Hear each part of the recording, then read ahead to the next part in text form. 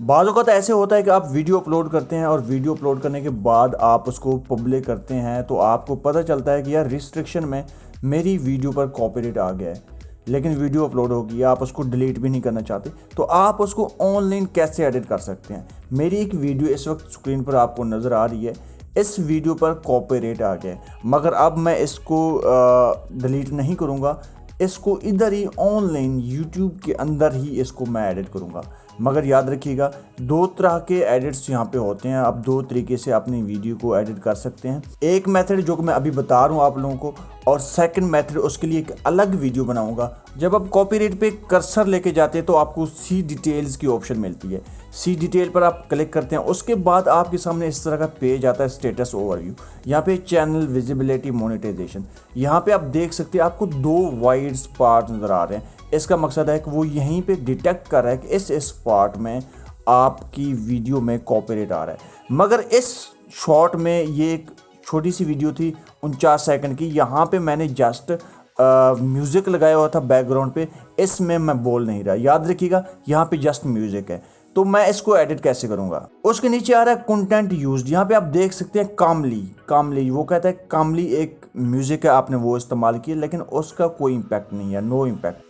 लेकिन वो कह रहा है कि आपके शॉर्ट पर इफेक्ट नहीं करेगा, लेकिन हमें भाई कॉपीराइट नहीं चाहिए, तो हम इसको कैसे सेट करते हैं। अब मैं इसको एडिट करता हूँ। आपको 3 डॉट्स नजर आए, आप 3 डॉट्स पर क्लिक करेंगे। इसके बाद आपके पास 3 ऑप्शंस हैं, इसको ट्रिम करें, रिप्लेस करें या म्यूट कर दें। मगर मैं इसको रिप्लेस करूँगा। रिप्लेस पर मैं क्लिक करता हूँ।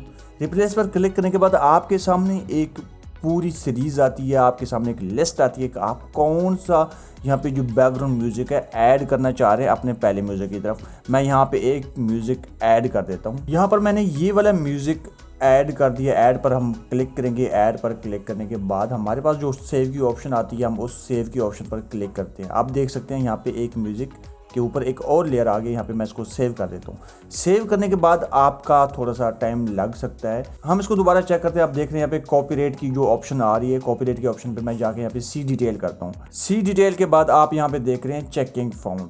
चेकिंग फाउंड पे एक टाइम लगता है, ठीक है। ये आपके 2 घंटे लग सकते हैं, 3 घंटे लग सकते हैं, बेशक आप इस पेज को छोड़ दें।